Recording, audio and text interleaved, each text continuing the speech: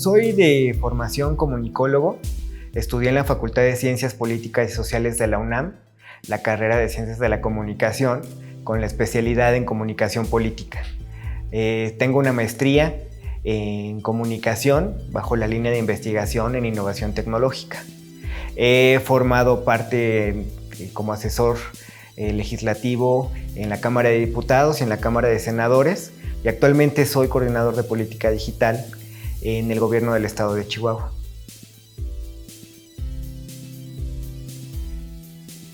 Pues el problema más grande era la falta de interés en el área.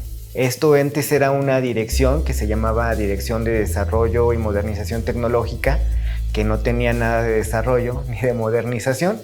En realidad, las distintas áreas, que eran 6 departamentos, se dedicaban a dar soporte técnico a la infraestructura del gobierno central. Los que te arreglan la impresora o los que van a ver tu computadora cuando algo falla o cuestiones de este estilo. Pero una parte de este equipo, que era el personal más capacitado, se dedicaba a administrar una parte de la red estatal de comunicación del gobierno del estado. Cuando llegué a revisar los activos y el área que me correspondía administrar dentro de esta administración encabezada por Javier Corral, lo que detecté es que era una área con potencial.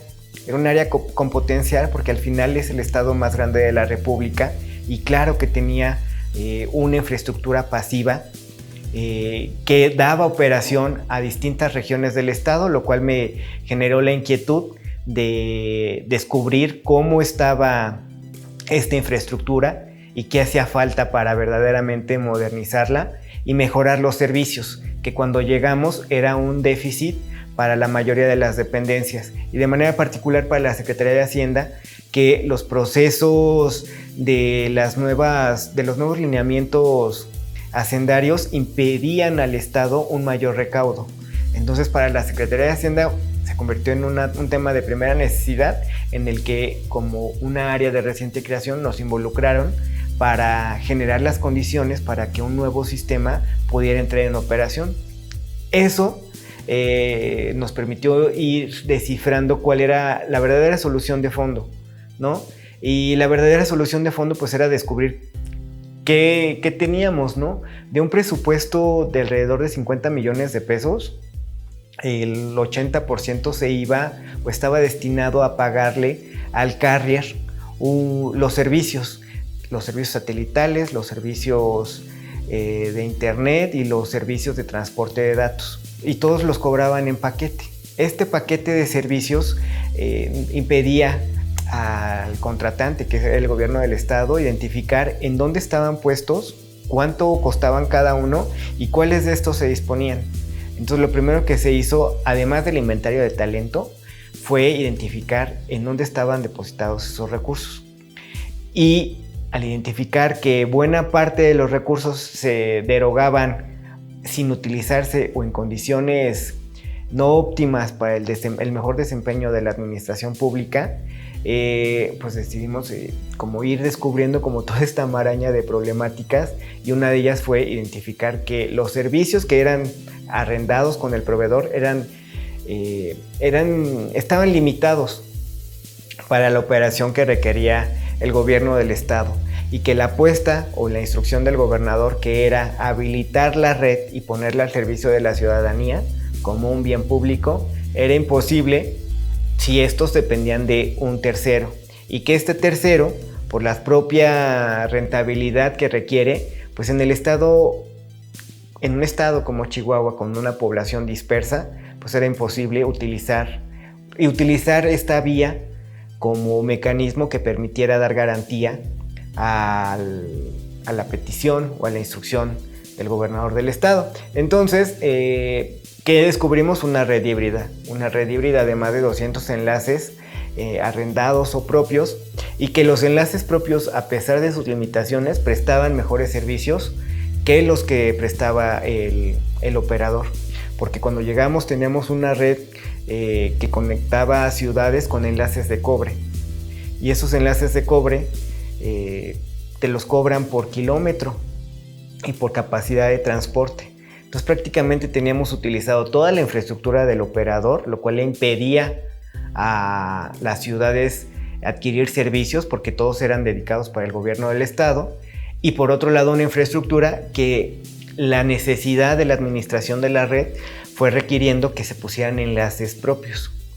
Y eso fue como el pequeño laboratorio, saber que en ciudades periféricas, con una infraestructura propia, incrementamos la velocidad de transporte un 300%, ¿no? En comparación a lo que nos daba el operador.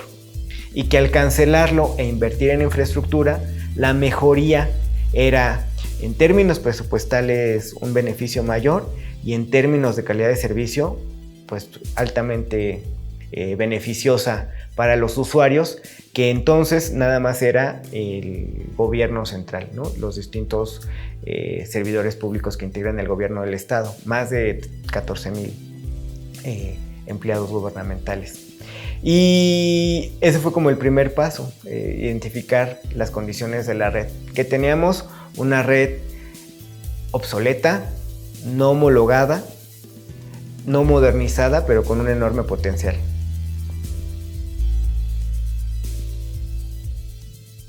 Tenemos una red híbrida con enlaces de cobres arrendados a un particular y enlaces de microondas comerciales que estaban soportados en infraestructura pasiva que sí era del gobierno del estado. Ese era el enorme potencial, la infraestructura pasiva. 27 torres de telecomunicaciones y 10 repetidoras que conectaban a la mayoría de las regiones del estado, lo cual nos permitió identificar qué hacía falta para incrementar la cobertura y qué hacía falta para mejorar los servicios.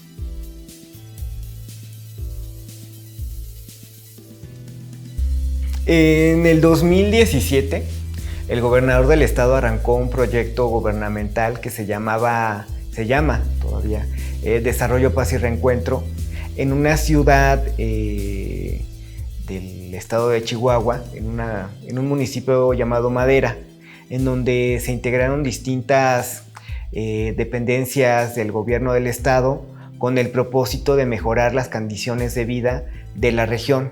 Una región desairada por otras administraciones y con distintos conflictos sociales en materia educativa, de seguridad y de servicios públicos. Y en este evento que convocó el gobernador no solo a las autoridades estatales, sino federales y a los poderes legislativos, locales y de la nación, una niña se acercó y tomó el micrófono y le solicitó al gobernador lo que ya le habían solicitado antes en distintas giras de trabajo como legislador y como candidato a gobernador, que fue que tuviera internet.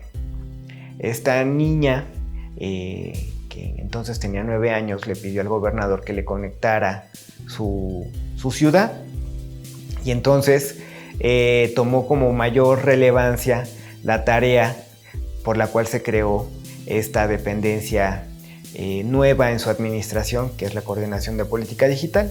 Eso permitió que se me instruyera generar un plan de conectividad que no solo a la niña le garantizara este derecho de acceso a las tecnologías de la información y la comunicación, sino al resto de la entidad que estaba en condiciones similares.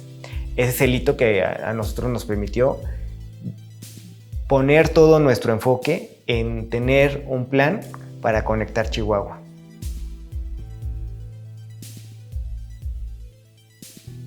Pues el gran ideólogo es el gobernador del estado, ¿no?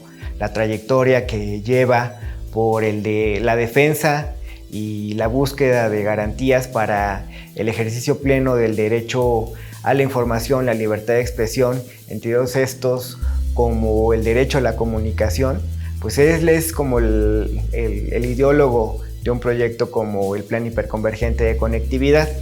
Esto nos ha permitido también generar alianzas estratégicas con particulares, pero también con personajes de la sociedad civil, desde luego con Airbus, pero también con el Instituto Politécnico Nacional a través del Laboratorio Nacional de Antenas y Telecomunicaciones, y también con una organización que se llama Redes por la Diversidad, que encabeza Eric Huerta, que también es parte el doctor Carlos Vaca, y que a través de ellos le fuimos buscando la cuadratura al círculo.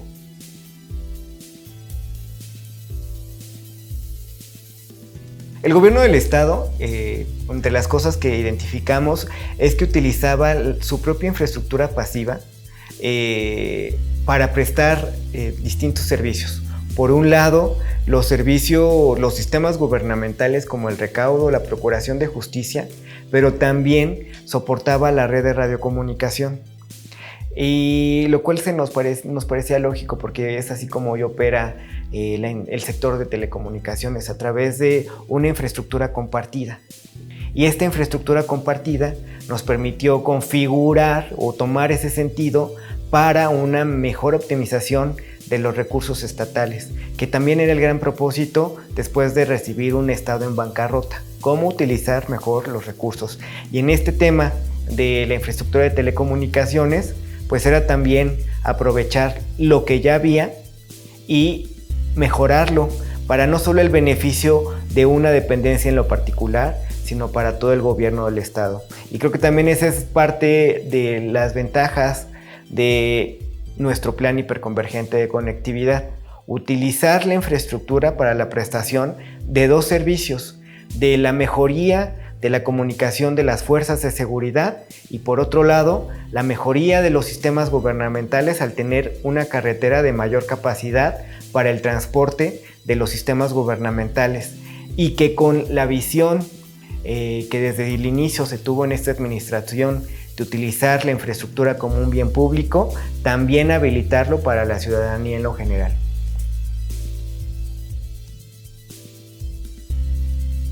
Una de las cuestiones clave es que esta área depende directamente del gobernador. Entonces, el fin de la dependencia no está supeditado al fin de una dependencia con otras particularidades, porque lo que busca esta dependencia es dar garantía a un derecho constitucional, que está establecido en el artículo 6, que es el derecho al acceso a las tecnologías de la información y la comunicación. Eso es clave para tomar decisiones por cuenta propia y no estar enfocados al recaudo, a una mejor comunicación de las fuerzas de seguridad, sino de alguna manera ver por todos, ¿no? Pero de manera particular por la ciudadanía. Esta infraestructura es en el costo real y es un traje a la medida, ¿no? Lo cual ha permitido ejercer el recurso de manera eficaz y óptima, porque es una instrucción que nos pidió el gobernador desde su toma de protesta: ejercer los recursos de manera eficaz y de manera honesta y transparente.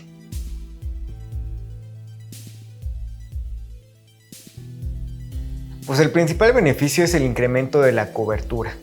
Pasamos de tener una red, como señalaba, no homologada ni modernizada, a una red en las mejores condiciones, y lo cual permite al estado más grande del país, evidentemente, tener la red estatal más grande de todo el país y hoy por hoy la red más moderna del país.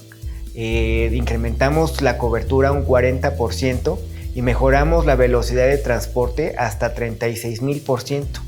Pasamos de enlaces de cobre de 64 kilobits por segundo a enlaces de alta gama que transportan hoy 720 megabits por segundo. De ese tamaño es el incremento de la infraestructura estatal en Chihuahua.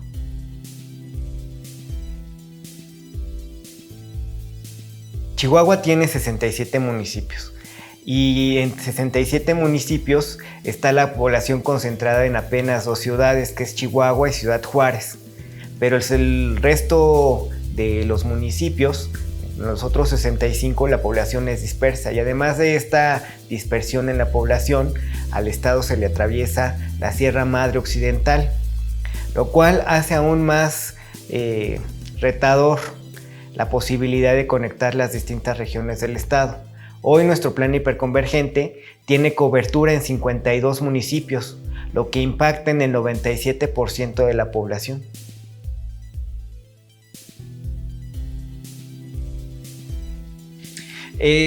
Pues para mi particular punto de vista son 3 criterios. El económico y presupuestal es un proyecto en el que se beneficia no solo una entidad, y es un proyecto en el que hay 2 ventajas. Por un lado, se moderniza la red de radiocomunicación de Tetrapol TDM a Tetrapol IP, y por otro lado se mejoran las comunicaciones de todo el gobierno del estado, lo cual beneficia no solo a una dependencia en lo particular, sino a todas, lo cual tiene un impacto en la ciudadanía. Ese es uno de los indicadores más importantes. Y por otro lado, el incremento de la cobertura que permite hoy la red en comparación a cómo se recibió. Hay un incremento del 40% de esta, y en la velocidad de transporte pues hasta de 36,000%, considerando que partimos de una red que conectaba ciertas regiones con enlaces de cobres, que además de obsoletos pues eran demasiado costosos.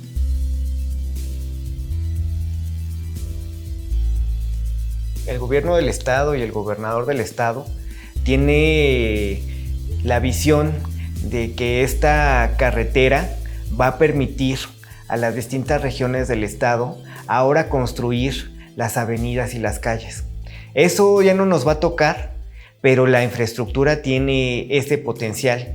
Está pensada para que sea escalable, para que los municipios donde hoy no tiene cobertura pueda tenerla, y para que las regiones más apartadas donde hoy no se acercan ni operadores y hasta ahora tampoco el gobierno estatal puedan en algún momento tener servicios.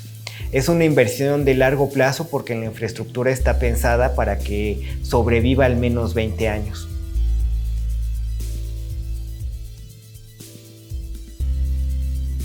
Lo que busca el proyecto es dar garantía a un derecho constitucional, un derecho por el que distintas generaciones han luchado en el país desde su incorporación en los años 70, como que el derecho a la información iba a ser garantizado por el Estado. Es un esfuerzo que hoy está materializado en una entidad de la República y que como comunicólogo me hace sentirme orgulloso de dónde hemos avanzado, porque resuelve una parte de una problemática hoy tan amplia como es la brecha digital, porque solo está garantizando el derecho de acceso a la infraestructura, pero faltará todavía hacer las políticas públicas que permitan que esta brecha multifactorial cierre otras brechas de desigualdad, porque no solo se trata de tener acceso a la infraestructura, sino verdaderamente generar las condiciones que permitan acotar esta brecha entre los desconectados con los conectados. Hoy, estar conectado a la red de redes es tener una ventana al mundo que ni toda la vida te alcanzaría para explorar los distintos horizontes que hoy permite el Internet. No es la panacea, pero tener habilitado o tener esa posibilidad de acceso permite al ciudadano decidir para qué utilizar esta ventana de acceso al mundo. Nosotros, como vemos o como nos gustaría que este proyecto, que es una pequeña parte para dar garantía a este universo, es que para las comunidades que hoy ya incluso han transformado su lenguaje, hoy a las regiones donde por alguna razón hay señal celular, los pueblos originarios le denominan celulachi, que estos celulachi no tengan que caminar o hacer caminatas kilométricas para tener acceso a ello, sino que en su comerachi o en la plaza pública puedan ellos disponer de esta tecnología para mejorar sus propias condiciones de vida. Porque Internet no solo es Facebook, WhatsApp, Netflix, Uber Eats, es banca en línea, gobierno electrónico, educación a distancia, teletrabajo, y eso verdaderamente potencializa el desarrollo no solo de Chihuahua, sino del país en lo general.